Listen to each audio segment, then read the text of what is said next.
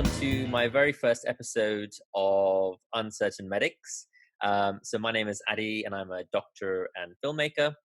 And what I'm looking to do with these series of conversations is reach out to people in the medical profession who have embraced uncertainty in some way, whether it's personally or professionally, and see if there's any insights to the uncertain world we're living in at the moment. So today we have Amal Lad. Thank you very much for joining. Do you want to give the viewers maybe just like a very quick intro of who you are and what you're doing? I'm a GP trainee in the Midlands. I am on this insatiable, curious journey to figure out how we can use creativity in healthcare. Oh yeah, and create a new speciality of creative medicine. Oh, I didn't realize you were doing that. Let's do that. Just as of now, I've just decided that it's going to happen. Oh, great. Well, maybe this is the start of a new curriculum. Yeah, well, I think there's a lot of potential in using creative methods in like music, film, things like that, to communicate health messages and change behaviors and try and improve people's health and well-being. Yeah, and just want to explore that and see where we can go with it. Great. I mean, yeah, that's really a sort of interesting field. I mean, it's something that I've been sort of going into myself for the last couple of years with the world of film. And certainly it's been a very, well, it's an interesting journey. Lots of mixed reactions. You end up getting support from areas you didn't think you would, and you don't get support from the areas you thought you might. So yeah, how's that journey been for you so far? Well, it's great. I think I've always been a musician, so I've always kind of had this obsession with the guitar since I was. Oh, this is just my barocca, by the way. Don't mind that. So yeah, so I'd get my glass of wine out as well. Yeah, so like the guitar's been an accompanying part of my life, and quite quietly being there until a few years ago when I put some music out, just started making my own stuff. Yeah. And then was training to be a doctor for the past 10 years or so, and over time it's kind of interweaved and become something of a combination of music and medicine, where the music is inspired by what I see on a daily basis, and the job is augmented with from my musical kind of pastime.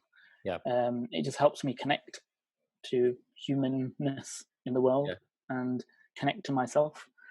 And I just kind of developing this musical voice, which is, it's interesting. Don't know where it comes from, but so did you feel like that was something you weren't getting from the medical sort of career, what if it was just sort of just that? I came to a point about 3 years ago when I decided that I needed to take some time out. My background is I did biomedical science for 3 years, then I did 5 years of undergraduate medicine, then I went straight into F1, F2, the treadmill, the usual, and didn't really have time to stop. And I think a lot of medics out there will resonate that it's always a training program. So you do a 6-month block, and then you start your next 6-month block, or you do 4 months, and you know where you're going from the day you stop one thing to the next day you start something else. Specific pathway. And it's kind of, you get to a point where, I got to a point where it was a bit scary to not have that, and to have that uncertainty of, oh, hang on, I've got all this time and all this space to do something.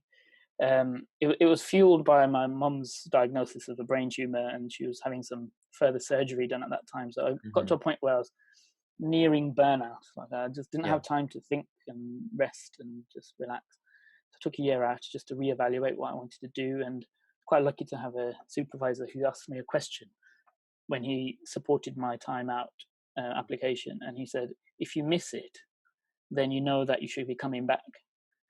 And funny enough, I did start missing it. I missed the challenge of helping people who are complete strangers, and I think in general practice it's an incredible thing because you're plugged into the community. And I did miss it, and I missed that challenge. I missed discovering different parts of myself, which every patient brings, and I know that you know that as well. So I went back to it, and it is something that I felt a lot of doctors are creative, and I think the more you speak to people about it, you do find that in them. But when I talk about using my heartbeat, for instance, in a track, which I've done, it's kind of you meet with a glazed over look. So I was like, oh yeah, I did this TEDxNHS talk where I used my Yes, heartbeat. yes, which is where we met, right? Yeah. Yeah, that's where we met. But when I'm talking to people about it, I can see the reflection of my own face in their eyes, and they're a bit like, okay, anyway, so the LFTs of this patient, what are you going to do about it? Yeah. And so it's kind of like, I don't know if it's just my own insecurity that's coming out here, because I've always felt that imposter syndrome when it comes to the creative side of things. But talking about it was never met with much stimulation for a lot of my life. And I did the NHS Clinical Entrepreneur Program, where you're in a room full of people with ideas blowing out of their heads, Yeah, basically. yeah, And yeah. the Like-minded energy is people. Yeah. incredible. Yeah. Hmm. And again, that's where we met, and we're able to have conversations. So I think us both being medics, but you being a filmmaker and myself being a musician, you're able to kind of help each other in the same way as when you're in hospital and you're referring to a respiratory, reg to come and Right, help you right. with Yeah, yeah, pain, yeah. or you're ringing up a microbiologist asking about Yeah, antibiotics. yeah. I think it's the same kind of principle, but Mm. from a creative conversation. Yeah, And there is a goal in both of what we're doing, is like, how do you communicate a message of empowerment, of health, yeah. of humanness? Because I think that's what's kind of lacking now, and I think there's a need more than ever for connection, and Yeah, I think yeah. that's what the creative arts bring. Absolutely. And it's sort of, we both could have just gone into the world of creativity and not Mm. sort of bothered with healthcare. You could have gone on to become a sort of mainstream musician, and I could have just sort of, packed my bags and gone to Hollywood. But what we're trying to do is, I guess we're trying to use our creative flair and our interest and passion and the projects we're doing to bring it back to healthcare, as some Mm. sort of way of impacting healthcare, or bringing people together in Yeah, healthcare in a way that needs the creative arts with stories and narratives and music. Um, so yeah, it's not a very well trodden pathway, and I find myself sort of constantly questioning: am I doing the right thing? Should I now, should I go back to the library and revise for another exam? Should I, try and publish another paper in my free time rather than reading the script, or begging people to give me a location for a film? yeah, So I personally find that my resilience has been tested, and and now, since coronavirus has come along, a lot of my creative projects have been sidelined. um no one's going to commission a TV show for production at the moment.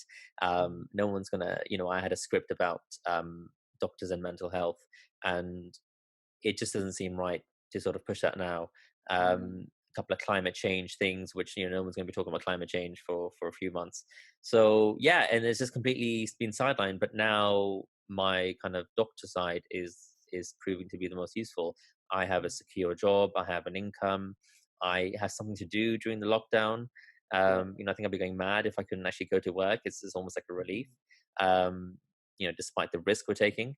yeah. So I don't know. It's making me think about this whole balance between the two sides. A year ago, if you met me, I'd be like, yes, I'm going to leave medicine and become a creative filmmaker for the rest of my life. And now I'm actually thinking maybe I need both. So how are you finding that balance?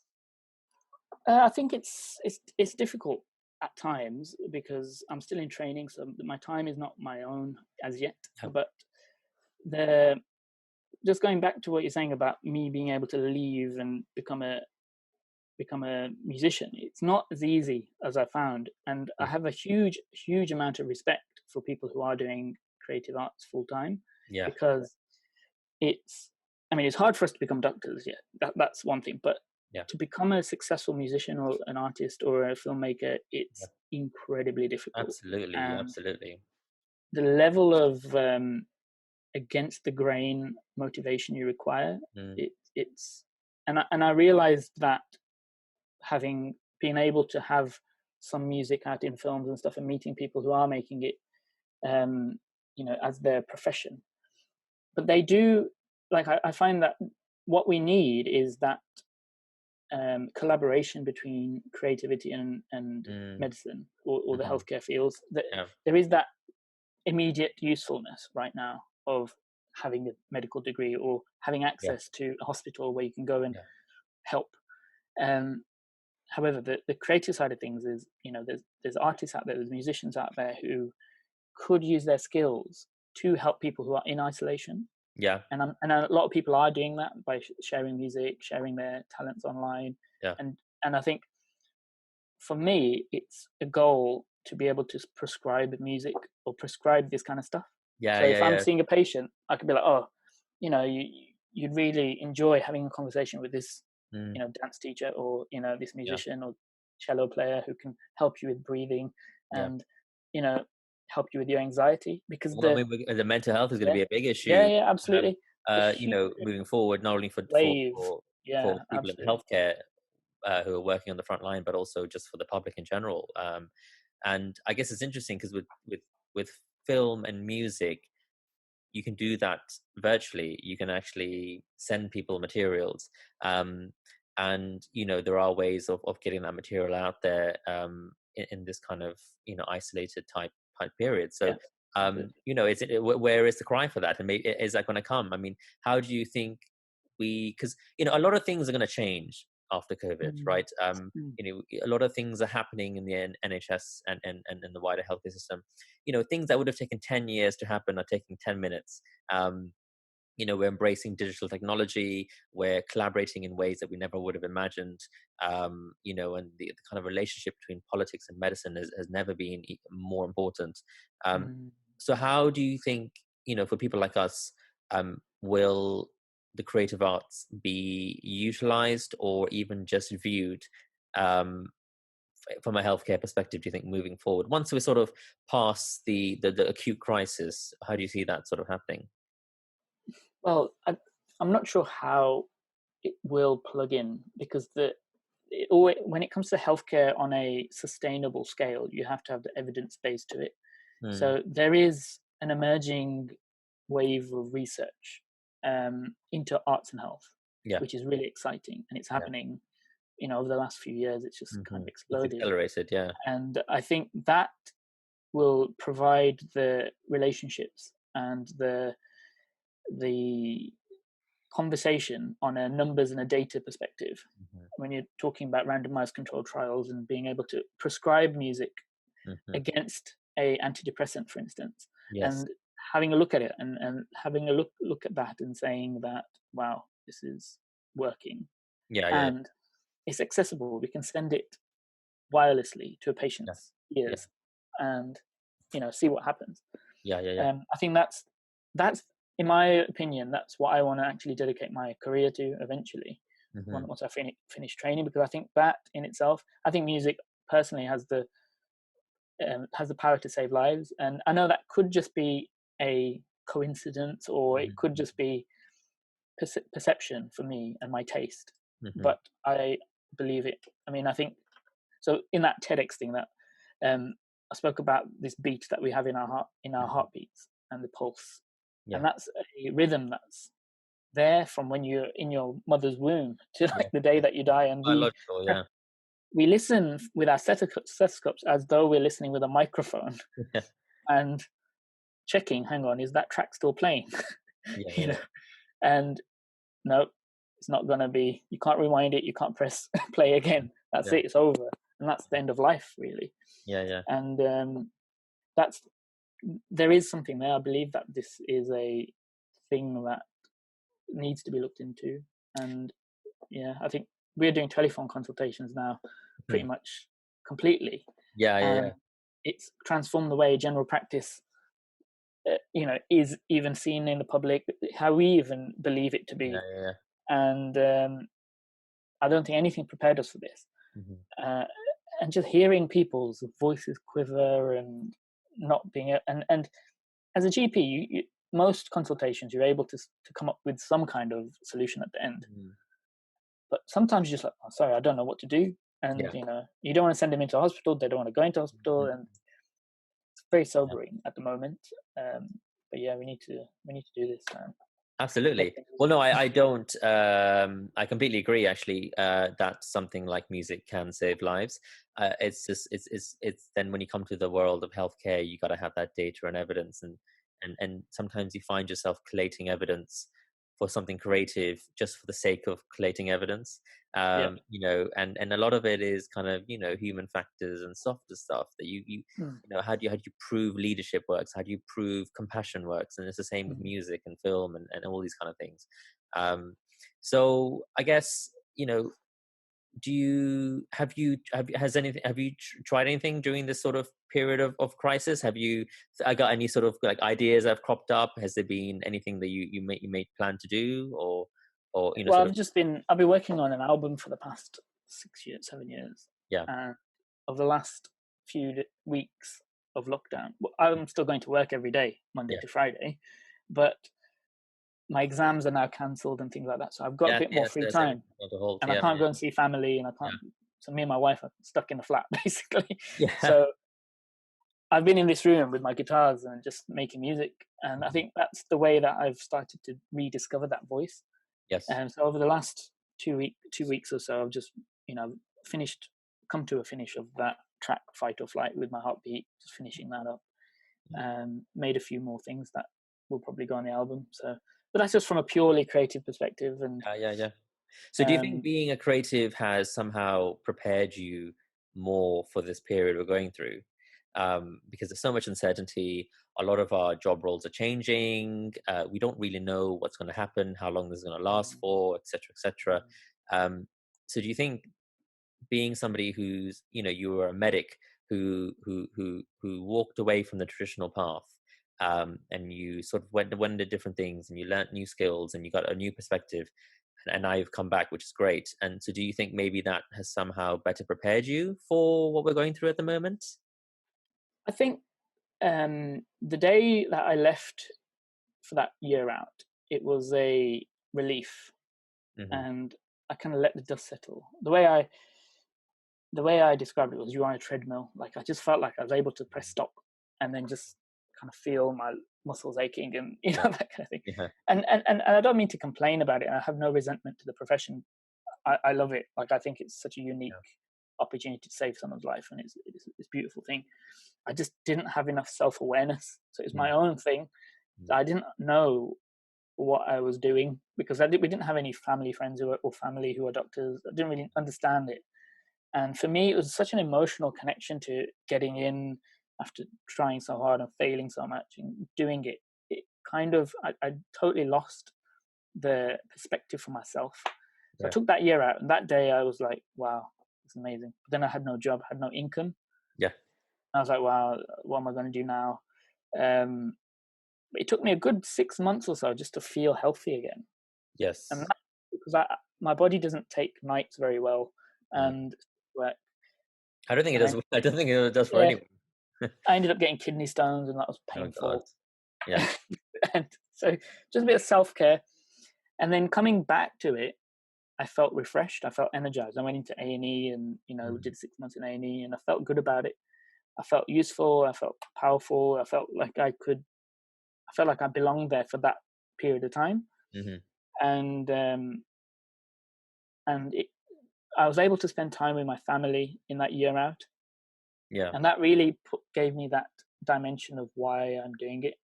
Mm. And Yeah. Just a chance to think, really. yeah, seeing my mom go through another operation, Mm, you see the patient perspective, you see the visitor's perspective, mm, and it changes you as a doctor. I think a lot of people who have had similar things in their family would agree mm. that your empathy goes up. You have just a little bit more patience for your patients, Yeah. and because you just, you're a bit more attentive to their Yeah. concerns, No, and absolutely. My sort of time off, or I call it time off. I was sort of freelancing, locuming, and doing the creative stuff. And I think it made me a better doctor. It made me a better listener. You kind of gain a lot of perspective. You get a chance to sort of breathe, and just reevaluate. Why you're doing the job you're doing, and etc. Um, so I mean, I almost feel like, so. Do you think, like, because for us, we have been through some sort of experience, whether it's been negative or insightful, and then we sort of took a break, we found our true passions, we've sort of learned a lot about ourselves, and then come back to medicine. But I suspect there's going to be a lot of people in there who work in healthcare who perhaps haven't done that yet. They're still on that treadmill. And now that coronavirus has come, that treadmill has, I mean, it's almost been put onto super speed, but you're now, I think once that kind of clears down, people may finally have a chance to think again, you know, because Yeah. immediately there won't be sort of, there's going to be a period of no exams, no interviews, because that's the treadmill, isn't it? I think the job is hard. You have long hours, and you have to see some horrible things, and deal with a lot of stuff. But I think the training treadmill is what tends to burn people out. It's the kind of constant exams, assessments, Mm, portfolio, the pressure of performing, all that kind of stuff. I think a lot of it has been removed now, because basically we're all just, pairs of hands in the hospital, yeah. and I think Yeah. we will be for another 6 months. So then when coronavirus clears a bit, there will be a period of, I think, clarity almost for a lot of medics who will have a chance to think. So I'm interested to think about whether or not it will draw people back to medicine, and whether it might actually draw people out of medicine. Once they then sort of stop and have a chance to think. What are your thoughts on that? Do you think? I think that no doctor becomes a doctor. No person becomes a doctor without having that ambition to help somebody, or to be valuable, or to use themselves in a way that is bettering another person's life. Mm-hmm. And I think that's a common thread throughout every person who becomes a doctor, or Yeah. any healthcare professional, that can be a nurse, anyone. And that is the spirit of the NHS, in my opinion. And I think that's what those three letters kind of bring people together. And it's an idea. The reality of it is not that, Mm-hmm. all the time. But there is that kind of spirit that Yeah. does unite people. And when I've worked with A&E nurses in Sandwell and West Bromwich, who you wouldn't otherwise meet on a night out or anything like that, Mm-hmm. but you get on really well because you've got this common goal, and you've got this um, common value of being there for a patient or helping them. As some patients, not that great to you, but you still have that strength to kind of get through that. And I think that's what, if people out there are thinking about leaving the profession, it's a difficult decision, and it shouldn't be something Yeah. that's underestimated. Yeah. And a lot of the time, the desire to leave comes from poor supervision, or poor support networks, I think so or too. not being heard, Yeah. not being listened to, not being understood for who you are and the greatness that is Yeah. within you as a It's the person. simple things, right? Yeah, like if someone said to me, "Oh, I don't really like surgery, so like standing in a theater for 5 hours doesn't appeal to me." But speaking to a patient, helping them through certain problems verbally, does Mhm. appeal to me. So like to develop the strengths that each medic has um, earlier on in their career, and being a bit more personal, is, I think, how people will understand whether the career is for them or not. Mhm. And I think general practice is one of those unique specialities where it's often misunderstood as being the one that, oh, you just be a GP, you'll have loads of time, family time, everything. And Mhm. I've realized that it's extremely, extremely difficult to be a good GP. Yes. Extremely difficult. It's one of the hardest specialities, in my opinion. Mhm. And it's a lot of pressure. It's very difficult because there's multi dimensions of multiple dimensions to patients. Yeah. But it Um, probably lends itself quite nicely, do you think, with having the sort of creative side as well, because you probably have maybe a little bit more flexibility perhaps than hospital medics, yeah, um, absolutely. and it feels to me that a lot of GPs then have a special interest they can pursue, whether it's in leadership or education or something like music. Do you think? Yeah, yeah, At, absolutely. I at think least, yeah, it's a good training program. Well, it was yeah, until it's been changed now, but it's 3 years, and you're through it basically. yeah, and they And treat you well. you do have the freedom to do your own thing at the end. But Hmm. it's the actual being a GP which Yeah. is difficult, because it's Mm. not very easy to To be a good one. to be a good one. Yeah, which I think you're right. It's not good to have backup plans in these specialties. You got to have some passion for it.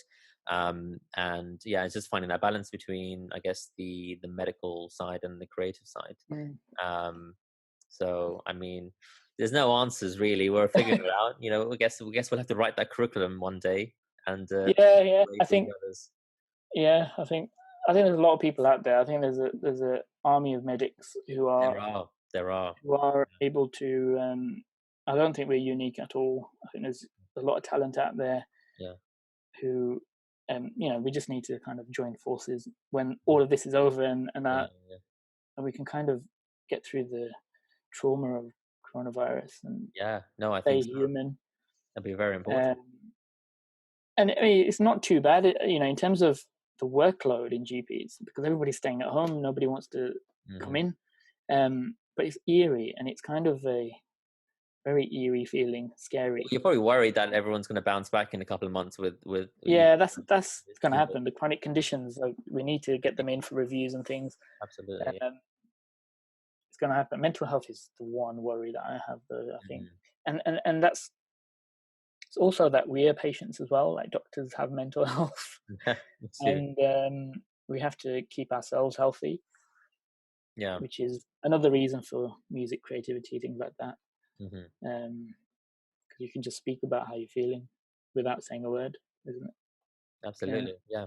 Well, I'm sort of at the stage now where I'm just sort of thinking of ideas and starting to write some scripts and starting to reach out to people who I think I could collaborate with down the line once sort of the lockdown opens. So Mm, and doing things like this, I think it's just having some creative outlet, which I think is really helping me, and that's something I want to keep doing. So great. Okay. Well, thank you so much, Amal, for doing that. yeah, my pleasure. And I wish you the best with your GP training and your ongoing creative efforts, and hopefully we'll do some great stuff in the future. Collaborate. Yeah, So that was absolutely. another episode. Well, the first episode of Uncertain Medics, and we'll catch you in the next one.